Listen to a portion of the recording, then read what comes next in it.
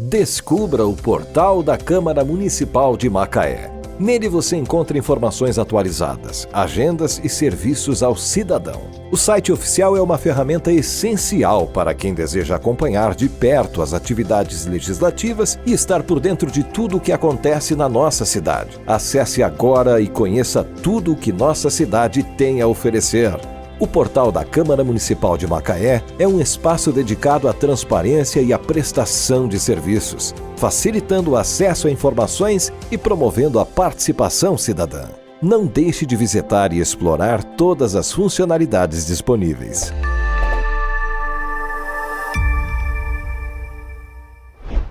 Olá, muito bom estar com você mais uma vez no nosso podcast Nossa Macaé. Você sabe, no Nossa Macaé a gente sempre procura aqui tratar de assuntos importantes, refletir um pouco sobre assuntos que dizem respeito diretamente ao nosso dia a dia e sempre que possível, sempre com gente de Macaé que tem coisa para falar a partir de Macaé, que tem uma experiência, uma vivência, uma expertise adquirida a partir de Macaé e que ganha espaço fora dos limites da cidade, às vezes até do país, né? A gente já conversou com muita gente boa aqui. Hoje vamos falar sobre direito, essa ciência tão importante quanto complexa que faz parte do nosso dia a dia.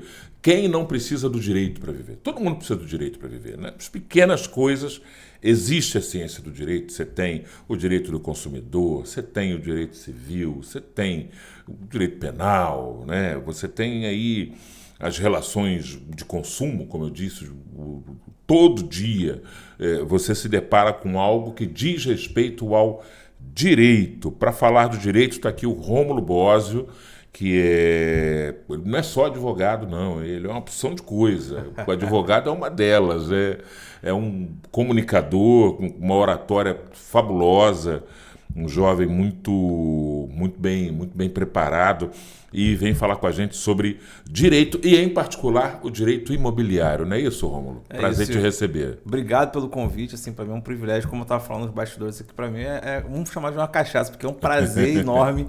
Comunicar é muito bom, né? Muito gostoso, cara. Vai ser difícil bom dormir hoje à noite, mas é muito bom, é muito bom. O direito imobiliário,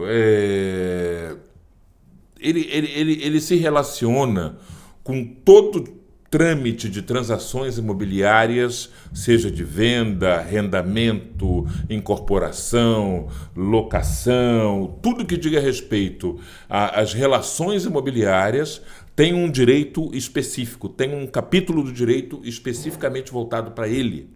Na verdade, não. A gente tem que ir costurando a lei para poder descobrindo onde estão cada coisa. Né? Ah, você não tem... Não existe um código imobiliário, por exemplo. Não existe. Não existe. É um código civil. Poderia existir? Poderia, talvez. Mas assim, eu acho que a grande questão do direito, a complexibilidade do direito para quem não é advogado, é conseguir fazer os remendos e conseguir encontrar o que é necessário. Então, quando você fala de locação, tem a lei de inquilinato que você vai conseguir encontrar lá. Que é muito específica para quem aluga. O que não está na lei de inquilinato vai estar no Código Civil. Então, ele se aplica subsidiariamente. Usa-se muita analogia, então. Exatamente. Para abordar. Não, aplica na prática. O que não está lá, você vai aplicar o Código Civil, na prática. Então, assim, não tem.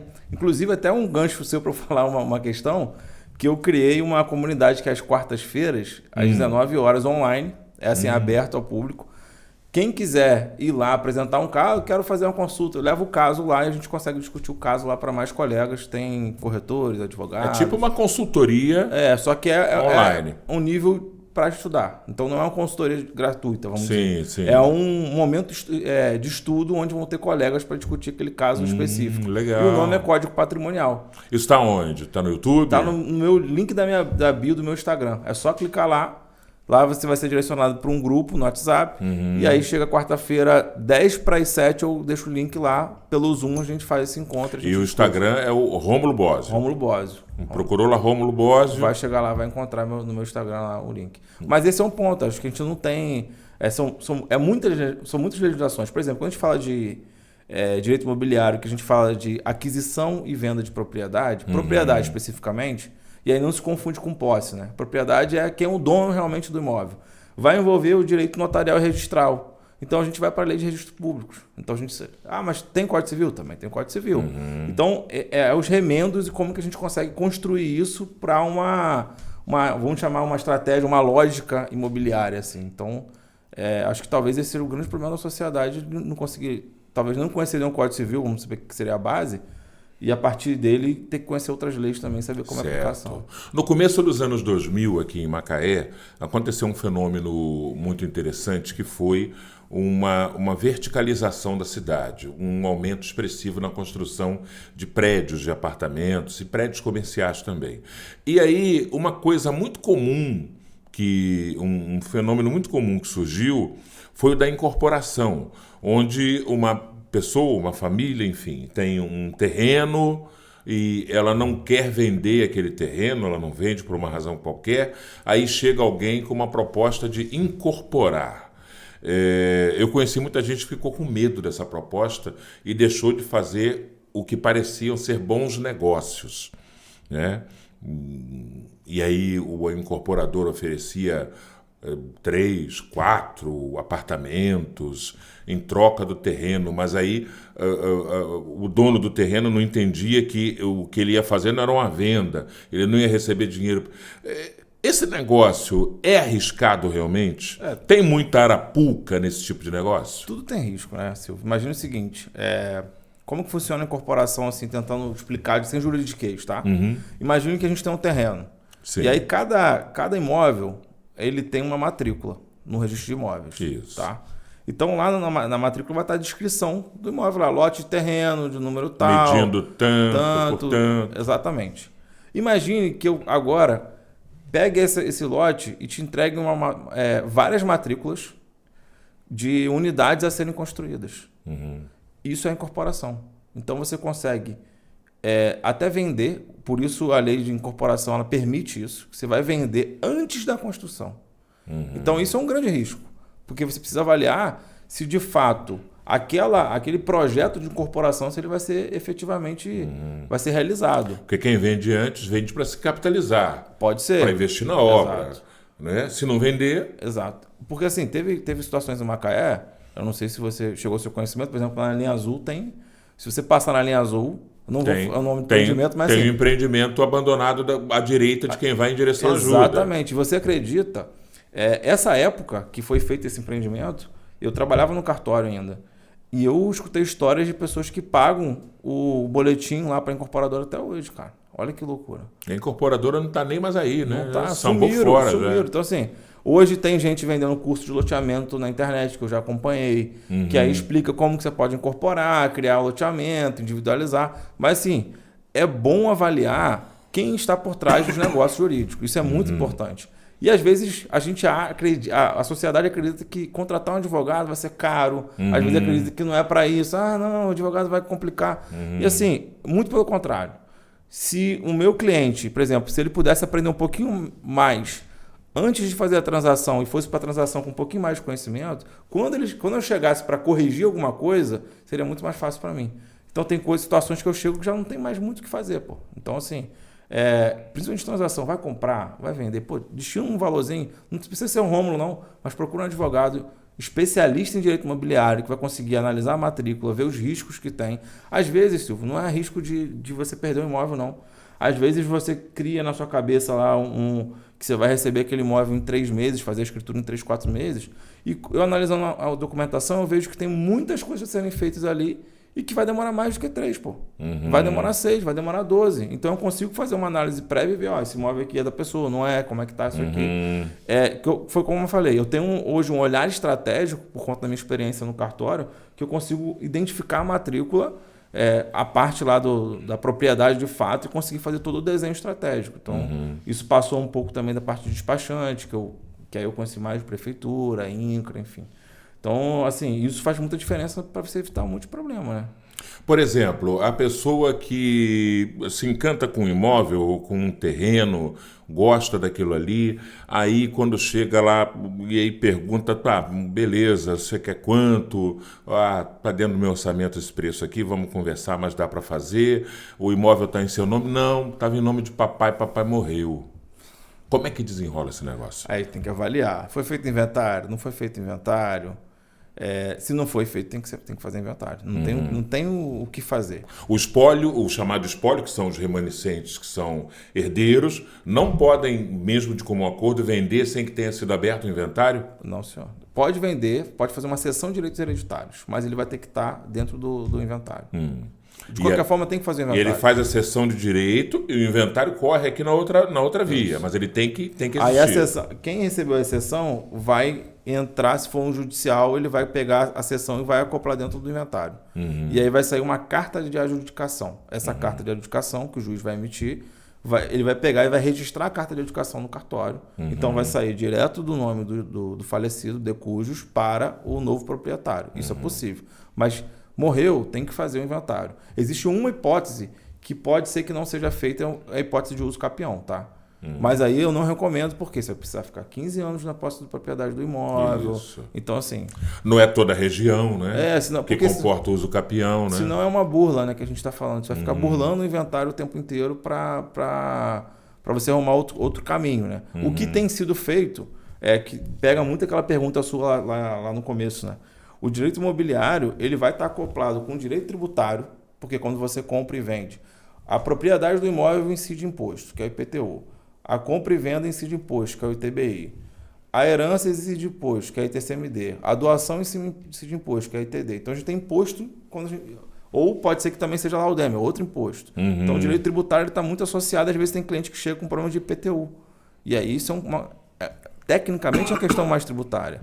E existe também o direito societário também dentro do direito imobiliário. Caso dos cônjuges, né? Então, holding familiar é muito falado agora. Então, quando a gente está falando de inventário, talvez a holding é um bom caminho. Não sei se você já ouviu falar. Já ouvi falar, mas nunca me aprofundei em saber. Basicamente, o que você faz? Você cria uma terceira personalidade, que é a pessoa jurídica. Então, você vai integralizar os imóveis nessa PJ. Desculpa, o casal tem um casal e filhos. Aí ele pega todo mundo, cria uma holding. Cria uma holding. Ele passa os imóveis para o nome da holding? Isso.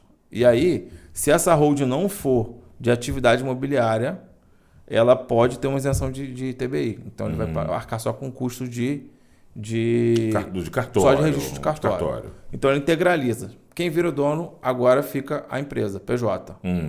Tá? E todos os herdeiros estão lá dentro junto com os pais. Como se fossem cotistas. Exatamente, cotista. Aos poucos, os pais que eram proprietários dos imóveis, eles vão doando suas cotas para os filhos. Até talvez ficar sem cota ou ficar com poucas cotas. A ideia é ficar sem cotas, como administradores podem fazer isso. Tem uns riscos também disso, tá? Porque aconteceu recentemente um caso da herdeiro da Embeleze, se eu não me engano. Ah, sim, do Itamar Serpa. Eu acompanhei uma questão com o filho e a segunda mulher dele. Eu dei lendo a respeito. Eu não me lembro se foi esse caso, mas tem um caso de que os filhos foram e tiraram os pais da administração da sociedade. Então, pode acontecer. Então, tem que ser muito bem planejado, entender quais são os riscos. Por quê? O pai morreu. Vamos supor que o pai morreu e ele tinha 10% da sociedade. Então, você não vai inventariar todo o patrimônio, porque o patrimônio está dentro da sociedade. Então, você vai inventariar 10% das cotas, mais aí conta, o que tiver. Mas a holding familiar não surgiu para evitar essa figura do inventário tradicional? Sim, mas aí você vai ter que inventariar as cotas. Entendeu? Porque é patrimônio. Acho que aumenta mais a confusão, não aumenta a holding? Não. Você vai inventariar a cota societária e isso pode se transformar em dinheiro. A opção do pai, por exemplo, em vida, fazer um adiantamento para os filhos. Também. Ela não simplifica mais? Não, incide mais custos. De imposto você vai pagar 4%. Ainda. Mas lá na transmissão. Na doação. Na doação, mas ela só se efetiva com a morte dele, não é? Você pode fazer uma doação com usufruto para você. Vitalício. Perfeito. Só que você vai pagar 4% de imposto. 4 a 5% de imposto. Na verdade, de 4 a 8% que é de imposto de doação, né? De doação. De doação. Isso. Então, assim, o custo é muito mais elevado que você fazer uma holding. Entendeu?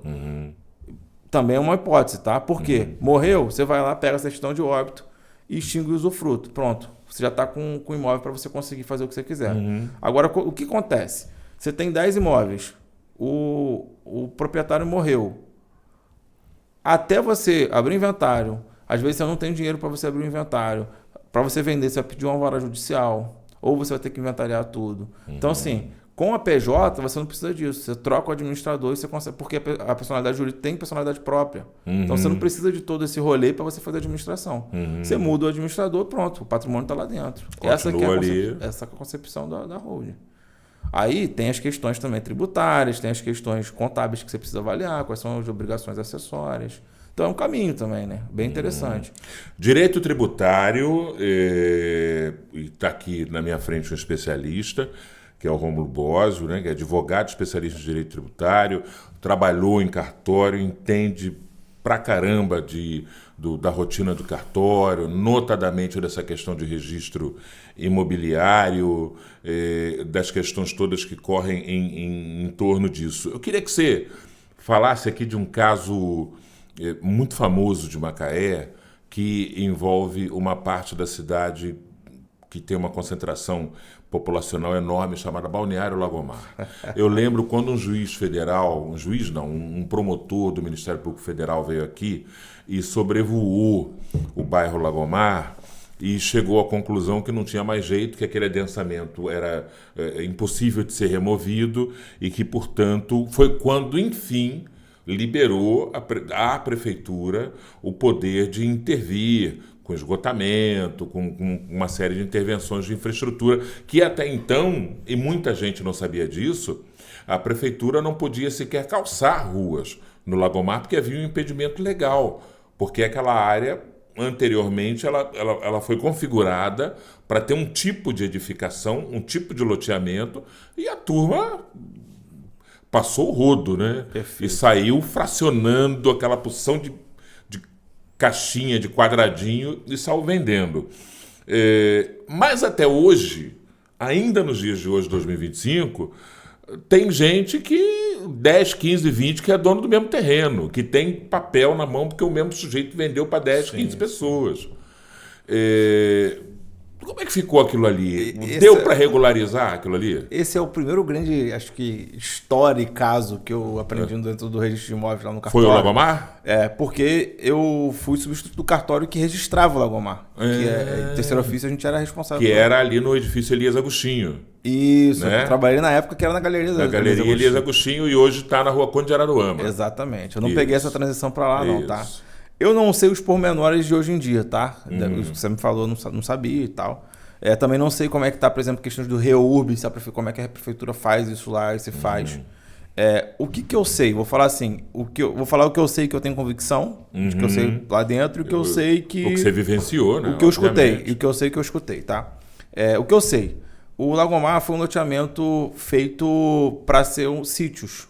Isso. Sítios de 5 mil metros quadrados, que hoje viraram quadras. As pessoas chamam de quadras. Sim. Mas se você pegar o registro de imóvel, ele está como sítio. Então ele está lá. Ele não existe quadra A, B, D, C. Não, é sítio 300, 400. Seriam grandes lotes de 50 por 100, né? Isso aí. Então a ideia era a concepção de sítios. O que eu escutei, tá? Isso não é... O que eu escutei foi que a aprovação desse loteamento, ele talvez não deveria nem ter sido aprovado por conta de tratar de uma reserva ambiental. A gente tem o Parque Nacional de Urubatiba ali do lado.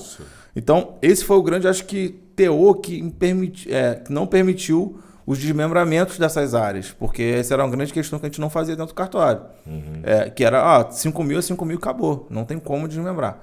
Só que teve essa grande invasão que teve lá no Lagomar. Macaé foi um bom... Uma grande máfia... Né? Você não vai falar, mas eu acho que foi uma grande máfia que pegou um lote de 5 mil, transformou numa opção de lotinho de 5 de frente por 15 de fundo e saiu vendendo. Perfeito. Eu vi contrato no Lagomar escrito em máquina de datilografar, cara. Perfeito. Não, xerocado. Eu já vi muitas coisas também sobre o Lagomar, tá? Lá dentro do cartório a gente vê coisas que você fala, não é possível. Que você vê morto assinando documento. Não, tem muita coisa. Tem muita coisa que a gente vê que é louco, assim.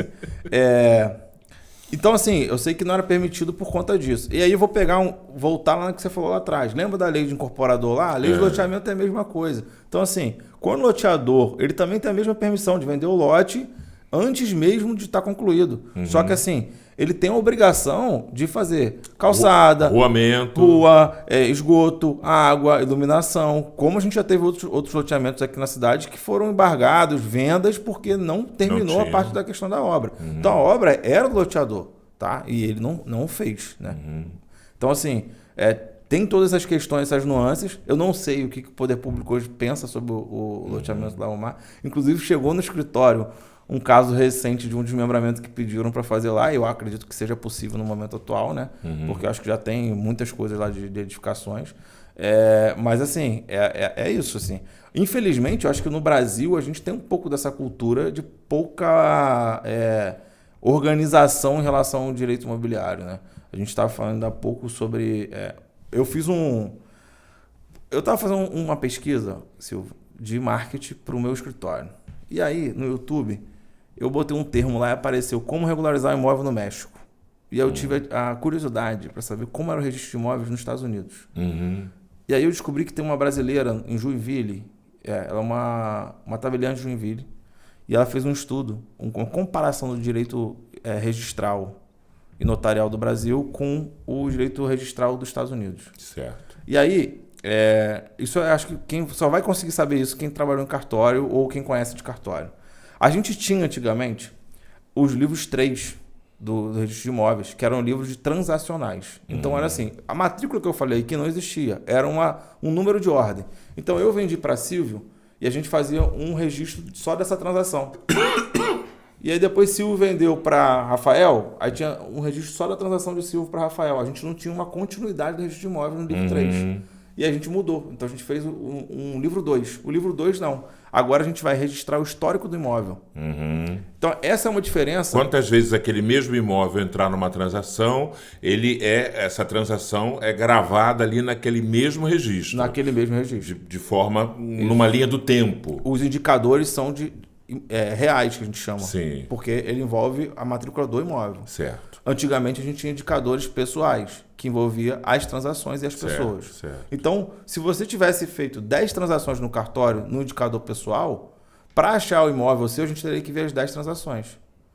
E por que eu estou explicando isso? Porque nos Estados Unidos é exatamente assim. Então, os Estados Unidos hoje, ele registra a transação. Ele não tem o histórico, não tem o indicador real. Ele não registra a matrícula do imóvel. E aí, nesse estudo que ela fez, ela identificou o seguinte: quando aconteceu o acidente do Trade Center lá, para eles conseguirem identificar todos os proprietários, eles ficaram 2 anos fazendo pesquisa. E tem um profissional que faz pesquisa em cartório, cara. 2 anos para identificar todos os proprietários do Trade Center. E das redondezas também que foram afetadas. Então, para a gente fazer um comparativo que muitas vezes a gente olha e acha que o direito brasileiro está arcaico. Nada, a gente está avançado em muita coisa. Então, assim, hoje... E aí eu te falar mais. Quando eu trabalhei no cartório, quando eu fui despachante, para eu fazer uma análise de um problema ou de um imóvel, o que eu tinha que fazer? Eu tinha que pegar um dinheiro com o meu cliente, sem ele me conhecer. Ir lá no cartório, no balcão do cartório, pedir uma certidão que ia demorar 5 dias úteis. Depois de 5 dias úteis, eu chamava ele de novo no escritório para dizer: olha, cara, eu acho que isso aqui aconteceu, isso aqui, isso aqui, isso aqui. Hoje, tem um portal dos registradores que eu entro lá, com 43, 30, dependendo do município, do estado, eu tiro uma visualização de matrícula que eu consigo identificar como está o imóvel, só para título de análise. E eu consigo analisar na hora para o meu cliente. Eu abro no computador, aparece na tela. Em tempo real. Tempo real. Eu consigo fazer tudo isso hoje. Então, como a tecnologia trouxe mais transparência, conseguiu ajudar também nesse processo todo. Então, assim, a gente está muito mais avançado. O portal registradores que a gente tem hoje é muito mais avançado do que a gente teria. Então, assim, aí vamos pegar outro caso. Vamos supor que você se divorciou. E aí sua ex-companheira adquiriu um monte de patrimônio que você não tem nem conhecimento. Hoje... Em 5 minutos você consegue identificar todos os patrimônios que tem no Brasil. Com a pesquisa lá, você paga uma taxa, você consegue pesquisar. Então, assim, você consegue rastrear tudo que aquela pessoa tem, Exatamente. seja bem imóveis.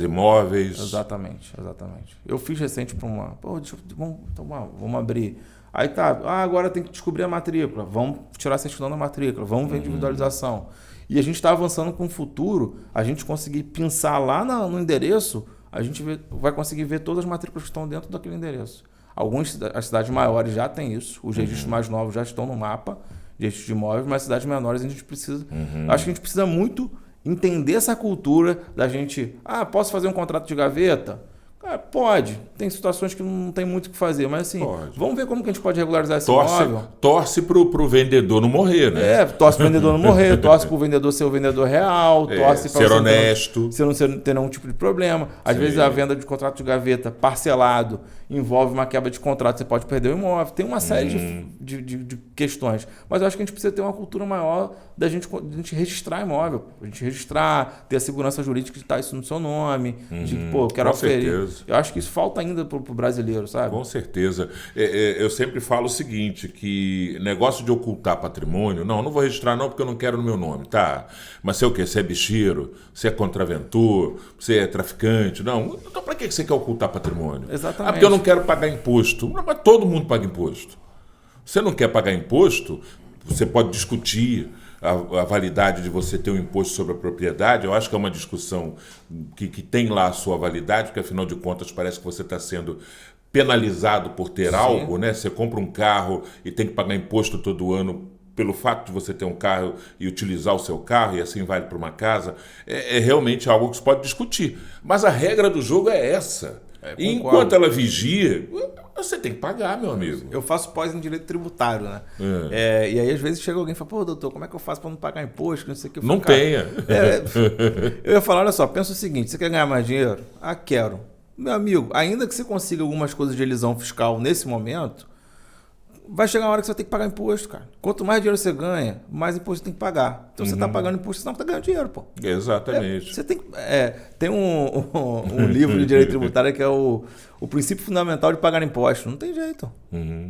Os boletos vão chegar e é obrigatório. Pô. Você não tem esse poder de decidir que você não vai pagar. Você pode espernear o quanto quiser, mas você vai pagar. Exatamente. Mas aí tem regras de isenção, tem regras de imunidade. Basta você conseguir identificar o que você pode fazer, pô. Então, as regras estão postas, né? E aí tem que lembrar que o Estado, ele existe para que a gente não vire novamente, possa entrar alguém na minha casa, sair, como fazia antigamente, os bárbaros iam lá, detonava todo mundo. Então, o Estado serve para isso, né? É o princípio descrito pelo Hobbes no Leviatã, né? O Estado existe para te proteger do ser humano, porque essencialmente o ser humano é mau. Exato. Então, o Estado existe para regular a lei e as regras e as leis existem para que você fique protegido. Exatamente. O mundo é assim. Ou você falou esse negócio das transações. O brasileiro, e aí eu vou falar o brasileiro porque eu convivo mais com brasileiro a minha vida toda. Eu não sei se existem lugares onde a cultura é diferente. Mas o brasileiro tem muito uma coisa de ver a assessoria profissional como gasto, não como investimento, né? Tipo assim, não, eu tenho meu sobrinho, faz contabilidade, ele me ajuda. Não, rapaz, eu entendo, eu sou esperto. E não lança a mão de um auxílio, vou chamar de auxílio, de um profissional, né? Ou quando tenta lançar a mão é quando deu problema. Aí vem correndo. Isso é muito típico da nossa sociedade, né? Pedro Cardoso, né? Tem um corte de Pedro Cardoso no carro, não sei se você já viu isso. Eu já vi alguns. É o Agostinho Carrara lá, ele isso. falando, principalmente ele estava citando o Faro, Rodrigo Faro, se eu não me engano, que fez ele construiu um lago artificial em casa, de não sei quantos milhões no lago. E aí ele não queria pagar R$200 pro colega limpador. Eu lembro disso aí, ele fez um vídeo, o Rodrigo Faro, na verdade, ele fez o seguinte, ele fez um vídeo se enaltecendo e se jactando de ser um camarada tão eficiente que ele limpava o lago. E era um lago gigantesco, que ele podia pagar alguém para fazer. Exatamente. O cara tendo grana para fazer. Eu acho que tem muito essa comparação. O brasileiro ele paga muito dinheiro na coisa, mas não paga nas pessoas, né? Então ele começa a fazer uma comparação de que aquela pessoa merece ou não merece receber aquele dinheiro. E eu já ouvi pessoas falando assim, pô, mas o advogado vai levar 30%, e não era causa minha. Porque assim, eu trabalho pouco com êxito, tá? Eu trabalho mais com inicial, com advocacia extrajudicial, né? Com negociação. Mas assim, eu acho uma sacanagem com o colega, pô. Porque assim, ele trabalhou 5, 6 anos, 7 anos na causa, não recebeu R$1 na inicial. Ele vai receber 30% do êxito lá, do que acabar. E a pessoa fala, se desloca. Aí começa a fazer conta. Tá perto de sair já, mas eu tenho que pagar 30% pro seu advogado. Tem, cara, o cara trabalhou. Pô. Então assim, eu acho que falta muito a sociedade conseguir compreender, né? E aí eu acredito que a gente não se enxerga como sociedade. Eu acho que esse é um ponto que a gente tem. Se a gente se entender como sociedade, eu quero que o outro ganhe, porque faz parte do mesmo conjunto aqui. Então, eu acho que o primeiro passo é a gente conseguir sair um pouco do umbigo e de falar, pô, o outro pode ganhar também, que eu também vou ganhar e tá tudo bem, vai chegar a minha vez. Inclusive tem para todo mundo. Exatamente, né? exatamente. Essa roda gigante aí da movimentação é enorme, tem para todo mundo. Mas assim, falando para advogados e para profissionais, o que eu estou entendendo no mercado jurídico hoje? Importa muito quais os negócios jurídicos que eu vou estar participando. Então, se eu tiver um negócio jurídico de maior valor, eu vou conseguir ganhar mais. Se eu tiver um negócio jurídico de menor valor, eu vou ganhar menos. E como é que eu faço, como advogado, para conseguir estar em negócios de maiores valores? Então, essa é a minha pergunta de R$1 milhão aí, porque eu vou fazer daqui para frente. Quais são os ciclos, quais são as empresas que eu quero estar mais perto para poder, de repente, ou advogar com assessoria mais mensal. Então, isso vai acontecendo porque os negócios vão acontecendo, os problemas vão acontecendo. E a advocacia, ele é um ramo de confiança. Eu tenho um cliente que ele me contratou para o imobiliário, ele já fez uma ação civil comigo, ele teve um problema trabalhista que eu não faço, mas eu tinha um advogado que indicava. Então, o que ele precisa hoje, ele me liga.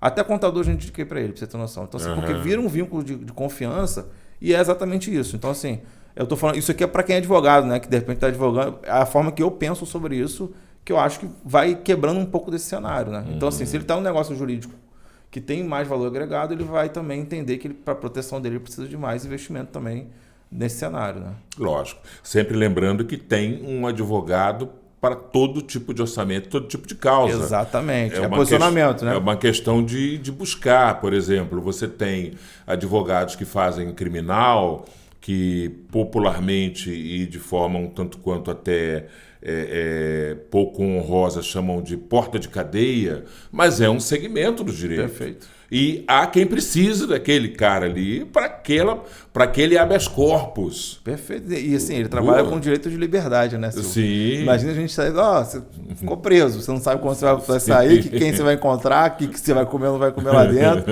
Meu irmão, vai tirar dinheiro da onde não tem. Não tem. Aí você lembra que o advogado é importante. É importante. Né? Não, o advogado é muito importante, cara, porque assim, sem advocacia a gente não consegue fazer o exercício do cidadão. O cidadão ele precisa postular em juízo. Qualquer problema que você tiver que for para a justiça, você não consegue chegar lá e falar, não, eu vou me defender sozinho. Você não pode. Em raríssimos casos, né? E ele é fundamental para o exercício da justiça, porque a gente, não dá para a gente acreditar que o tempo todo o juiz vai olhar, coitadinho do Silvio, vou ser justo. Às vezes tem erro, às vezes tem uma série de coisas que podem acontecer e ele é essencial para a cidadania, pô. O olhar do juiz é interpretativo, né? Exatamente. Ele julga também com os seus valores. Exatamente. Engana-se quem pensa que um juiz julga só meramente com... Ele julga com entendimento, porque onde você tem a lacuna do entendimento expresso da lei, entra o subjetivo do olhar do julgador. E o olhar do julgador pode ser contaminado por muita coisa, né? É muito legal que contaminado no sentido... Não é no sentido negativo do termo, mas ele pode ser influenciado por muitas coisas. Tem um curso que eu fiz chamado Tipografia Jurídica, que ele ensina como você organizar uma petição, até com design, com estrutura, tudo. A estrutura, com design, para você... vou fazer uma citação, vou botar um fundo cinza aqui e tudo mais. E dentro do estudo dele... Ele viu um estudo que foi feito nos Estados Unidos para verificar o que fazia as decisões serem mais favoráveis e desfavoráveis no juiz. Rolava cromoterapia? Na verdade, olha só o que aconteceu, Silvio, que interessante. Fazia mais frio, o juiz indeferia mais pedido. O dia estava melhor, ele deferia mais pedido. Então começaram a perceber que tinham várias variáveis que fazia com que o juiz interpretasse o caso de tal forma e decidisse de tal forma. E aí ele usou esse argumento para dizer, cara, você imagina o seguinte, você pegou uma petição toda suja, o cara não vai nem conseguir compreender, isso aqui vai influenciar também a percepção do juiz. Porque se gerar uma estranheza na hora de ler, ele vai decidir o contrário. E se tiver frio, então, pior ainda. Se ele for um daqueles estetas, né, apegados à correção do linguajar, que é um tipo de preconceito que existe, né? Me falha o nome agora, mas esse preconceito existe daqueles que têm repulsa pelos textos mal escritos, com erros de português. Ele já tende a... Eu acho que tem poucos juízes, mas tem. Mas deve ter, ele é humano. Sim, exatamente. Considerando que ele é humano, deve ter. Queria, para a gente fechar, falar da tua experiência do cartório. E uma coisa curiosa que a gente percebe é que a gente teve uma grande mudança da cara do cartório. A gente teve, primeiro, uma entrada de uma juventude. Quando eu era muito novo, assim, começando a andar e ver as coisas, 16, 17 anos, os cartórios predominantemente tinham pessoas na casa de 50, 60 anos. A começar pelo tabelião e os funcionários, os substitutos. Hoje a gente vê uma juventude nos cartórios. Os cartórios informatizaram, né? Isso criou uma dinâmica muito interessante. E os cartórios também começaram a fazer procedimentos que estavam fora do ambiente do cartório antes. Por exemplo, o divórcio de cartório, que foi um negócio que acelerou sobremaneira essas questões aí de separação conjugal, né? O cartório ganhou uma nova cara no Brasil, né? Cara, é muito boa essa pergunta. Muito boa mesmo. Eu estou fazendo uma pós-graduação de direito notarial e registral. Porque existem atribuições em cartório, né? Então, assim, tem atribuições de notas, que é a procuração, a escritura, autenticação, reconhecimento, registral, que a gente tem registro de imóveis, registro civil de pessoas naturais, registro de títulos de documentos de PJ, enfim. E aí na pós, o que eu estou percebendo é exatamente o que você está falando. Porque isso me anima muito. É legal essa pergunta, que isso me anima muito. Estou muito empolgado para ver os próximos episódios dos cartórios, porque eu estou vendo tabelião novo, de 30 e poucos anos já assumindo serventia. Existem inúmeros procedimentos hoje novos que a gente não faz ainda em todos os cartórios. Além do... você falou do divórcio. O divórcio já tem bastante tempo que a gente faz. Eu fiz divórcio no cartório. Então, eu estou falando, eu fiz porque tem 15 anos já que eu trabalhei em cartório. Então, assim, lá atrás eu já fazia divórcio. Mas a gente tem hoje o próprio uso capião extrajudicial. A gente tem a adjudicação compulsória, quando você compra um imóvel, faz uma promessa de compra e venda com o imóvel, e por algum motivo o vendedor desiste.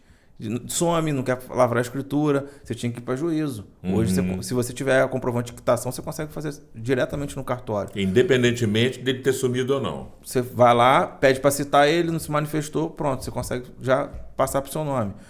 A gente tem hoje uma conciliação que você consegue fazer no cartório também. Aquela conciliação judicial você consegue fazer. Então, eu acredito... arbitragem é possível fazer no cartório também. Eu tive uma conversa com o Marcelo, que é substituto do terceiro ofício, até sobre isso, para saber como que eu poderia ter mecanismos jurídicos para ajudar no meu escritório, né? Então, assim, eu acredito que o cartório vai ser o grande braço de desburocratização. A arbitragem que tem reconhecimento legal. Legal, né? exatamente. Essa chamada Câmara Arbitral, né? Exatamente. Então, assim, eu acredito que o próximo passo para a gente esvaziar o judiciário é a gente começar a levar algumas coisas para os cartórios. Então, assim, cartório eu acho que ele vai ter um ganho ainda extrajudicial gigante, assim. Então, ele já tem muitas coisas. Com essa chegada de novos tabeliões, ele vai começar a vão ter muitas mudanças ainda. Só que acontece, você lembra que eu falei lá atrás que a lei ainda é muito obscura? Então, às vezes acontece o seguinte... O tribunal, os cartórios eles têm relações com os tribunais estaduais. Isso. E aí tem a sua consolidação estadual e tem a nacional, que é o CNJ. Às vezes é regulamentado pelo CNJ, sei lá, algum procedimento.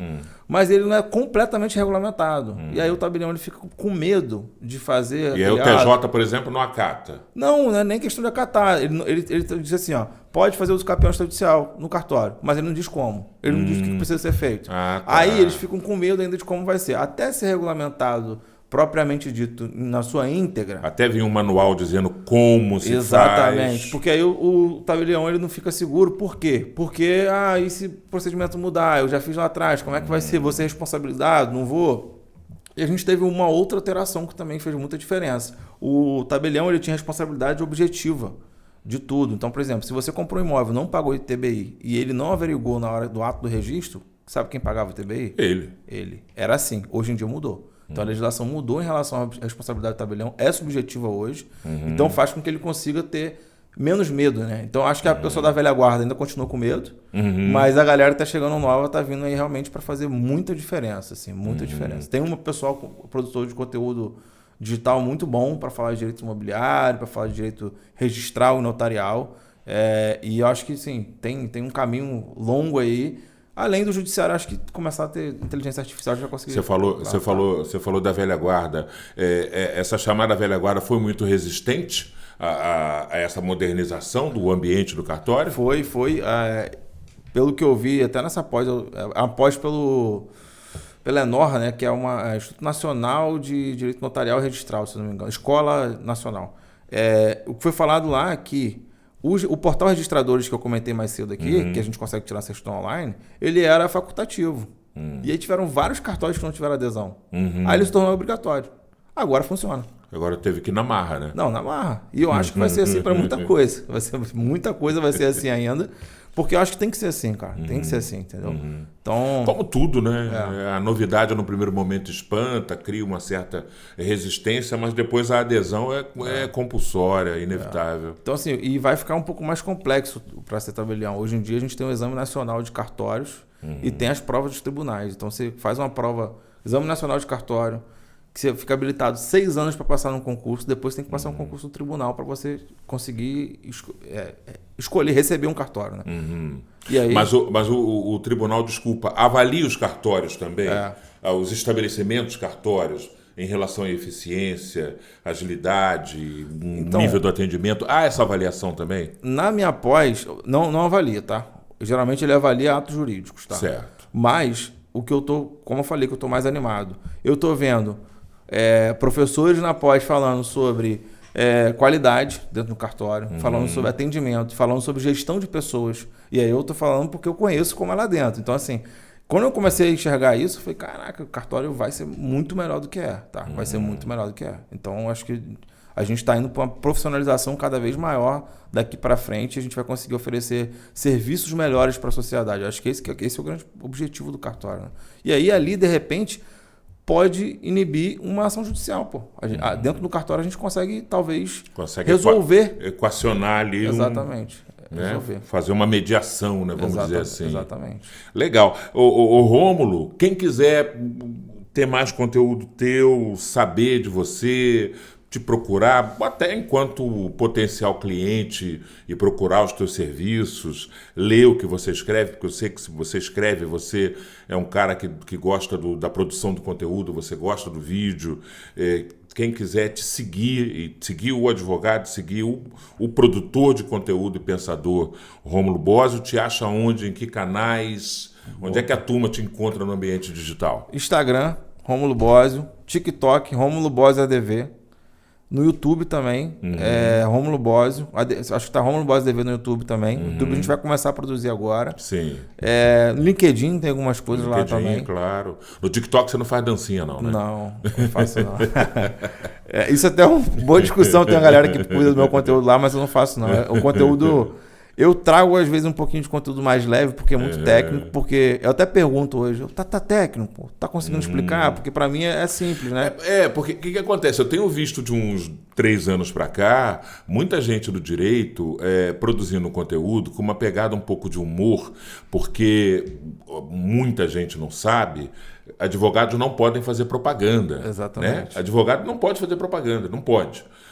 A propaganda do advogado, quando ela é feita, ela é um institucionalzinho do nome do escritório, endereço, telefone e site. Quando tem site, acabou. Não pode um advogado vender os seus serviços em forma de propaganda. Mas uma boa alternativa foi pegar casos reais, alguns muito curiosos, e quase todos que eu vejo, por exemplo, no Instagram, versam sobre assuntos patrimoniais, divisão de bens, que é sempre um assunto que causa muita polêmica, né? Muita polêmica. Então, eu tenho visto muita gente no Instagram gerando conteúdo de tira dúvida, pegando casos reais, recebendo consultas, né? Legal. Casei semana passada, já posso pedir metade dos bens? Coisas desse nível, sim, cara. Sim. Eu não sei se você já viu. Já, eu gosto muito do conteúdo que é a pessoa falando com ela mesma. Eu fiz até um vídeo sobre uso campeão. Por exemplo, as pessoas falam muito uso campeão, né? Uso campeão. Eu falei, campeão, não é uso campeão não, pô. Uso Você acerta o nome, pô. Então, assim, é uma área que eu faço muito lá no escritório, né? Uso campeão, por exemplo. Mas eu gosto muito desse tipo de conteúdo. Tem um advogado que eu gosto muito de trabalhista, que ele faz conteúdos no dia a dia. Às vezes botar um sapato, a pessoa pergunta pra ele, tá ele respondendo, não pode isso. Posso demitir grávida? Não, pô, aí você vai ter que pagar, não sei o que lá. Então, a minha ideia é muito trazer isso, né? Mas eu tô testando conteúdo lá ainda no Instagram. Quem quiser mandar mensagem lá para dar dicas de conteúdo, perguntas também, pode mandar lá, que eu tô lá disponível. Para fechar, você falou de uso campeão, eu estou com essa pergunta desde o começo e ela passou batida e ela voltou agora. Mito ou verdade? Existe uso capião em perímetro urbano? Sim, pô. Existe. Ele não é um instituto só previsto para a área rural. Não. Existe uso capião em perímetro urbano, perímetro rural. Existe uso capião familiar. Então, assim, que eu não recomendo. Ó, se você está casado, saiu de casa, abandonou o lar por 2 Demorou a anos. voltar. Por 2 anos ininterruptos, você Atenção, pode hein? perder o seu imóvel. Então, não faça isso, tá? Não faça isso. E pode perder por uso capião. Por uso capião. E isso está condicionado à pessoa que ficar custeando, pagando as taxas, porque tem um mito de que não, você entra, fica pagando IPTU, pagando as taxas, e depois de tanto tempo você requer uso capião e você comprova com esses boletos aqui que você que arcou. Isso é real? O pagamento ele não é condicionante, tá? Não. Mas É ele porque alguém teria que pagar. mas o pagamento ele mostra um pouco que você Zelou, né? ingressou como dono. Então, esse é o ponto que precisa ser provado. De que você usou o imóvel como dono e você ingressou como dono. Um grande mito ou verdade é o contrato de locação. Melhoria, benfeitoria. Tem peso nisso? Ou é mito também? Cara, depende, pode ser que sim. Depende do caso. Cada caso é um caso, tá? Sim. Tá? Mas por quê? Porque você precisa comprovar o seguinte, que você foi dono, você zelou por esse imóvel. Por que o uso capião existe? Porque você deu função social para a propriedade, que é prosperar, que é ou você limpou o imóvel, você fez alguma coisa ali. Fez um papel de dono, alguém Então, que zela por aquilo ali. Se você ficou lá sem oposição, de forma mansa e pacífica, de forma ininterrupta, durante todo o período, o pagamento ele comprova que você ficou lá durante todo o período. Não impôs a sua presença mediante coação. Foi uma Então, coisa... mansa e pacífica, tá? Tranquilidade. Pronto, tá lá, tá os pré-requisitos. E aí a gente tem o rural e o urbano, pô. Sim. Aí eu te cortei. Você ia falar que um dos grandes exemplos é o contrato de locação. Contrato de locação. Eu tenho um imóvel, eu fiz até um vídeo sobre isso, tá? Minha mãe tem um imóvel, tem uma locatária lá durante 15 anos. Ela pode fazer uso capião? Não. Eu já vi um vídeo, teve gente, até polêmico, vou falar, mas... que é possível fazer contrato de locação, uso capião de contrato de locação. Ao meu ver, não é. Tá? Não é possível. Por quê? Porque a origem da posse não foi através do desejo, vamos por linguajar popular, do desejo de possuir como proprietário. Você entrou através de um contrato de locação. Você sempre quis ser locatário. Tem um quesinho de má fé, né? De certa forma. Mas assim, uma das coisas é o animus dominus, ou seja, o desejo de ser dono. E o ato de alugar não mostra esse desejo desde o começo. Então você entrou na posse através de um contrato de locação e não vai convalescer em uso capião. Não vai. Mas entrou na posse lá com contrato de locação, o proprietário morreu, não tem parente, local incerto não sabido, ninguém aparece nunca mais. Perfeito. Aí nós estamos fazendo uma burla, né? Porque o que você vai fazer? Você vai dizer que você está lá durante 15 anos, que você invadiu o imóvel e você vai esconder o contrato de locação. Se você entrar com o contrato de locação, eu estou dizendo que não fazer, né? Olha só. E aí eu não concordo. Até porque é o que muita gente faz. Por isso assim, para mim não dá porque eu não concordo de fazer isso. Sim. Você vai ter que esconder um contrato que ele existe. De fato, esse é um dos caminhos, tá? Quando o vídeo que eu vi era esse mesmo. A propriedade... faleceu, nunca cobrou aluguel, que não sei o que, sumiu. Aí você faz. Claro que você vai fazer. Você faz porque não tem oposição, não tem ninguém ali para falar, mas que é legal não é legal. Porque você sabe legal, que você chegou ali como um locatário, né? Pode ser cabível, mas legal não é, né? Moralmente pelo menos não é moralmente legal. não é, né? Exatamente. Ô Rômulo, mais uma vez, obrigado por você estar aqui, por trazer esses esclarecimentos para a gente, falar dessa ciência tão intrincada que é o direito imobiliário, que tem muita nuance, muito detalhezinho, muita vírgula com espaço, e naquele espaço ali pode caber tanta coisa, como no direito de um modo geral, né? Ele tem essa característica, e imobiliário não seria diferente. Desejar sucesso. Rômulo Bosio está no Instagram, Rômulo Bosio ADV. No Instagram é Rômulo Bosio. Rômulo Bosio. O Rômulo Bosio ADV é o canal do YouTube. Do TikTok e do YouTube. Você vai encontrar o conteúdo do Rômulo Bosio lá, vai poder conversar com ele, mandar direct, tirar dúvida. tomar contato com essas informações que ele passa para você. Ele é um cara que gosta de mídia, ele gosta da produção de mídia, então tem uma didática toda muito própria para colocar essas questões e você pode ficar sabendo de muita coisa boa. Silvio, queria te agradecer a oportunidade, parabenizar pelo projeto, assim, Macaé merece muito isso, assim. E como macaense eu fico, de fato, lisonjeado de estar aqui, assim, de ver um projeto como esse. Sempre é bom participar das coisas da minha cidade, que eu sou macaense de carteirinha, assim, sou apaixonado por Macaé, né? Então, assim, muito obrigado novamente aí pela oportunidade, sucesso para vocês também. Valeu. E quem quiser aprender um pouco mais de direito imobiliário, vai lá no meu Instagram, quartas-feiras às 19 horas, pra galera que quer, às vezes, ganhar um dinheiro extra, pode aprender lá com a gente, lá, pra você fazer uma averbação, pra você resolver um problema, às vezes, da família.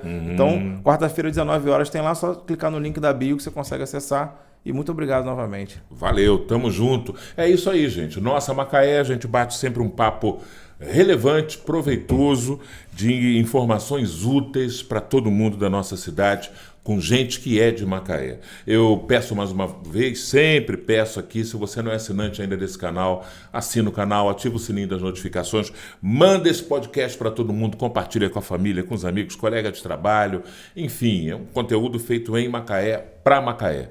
Temos um encontro marcado na nossa próxima edição, um forte abraço e até lá!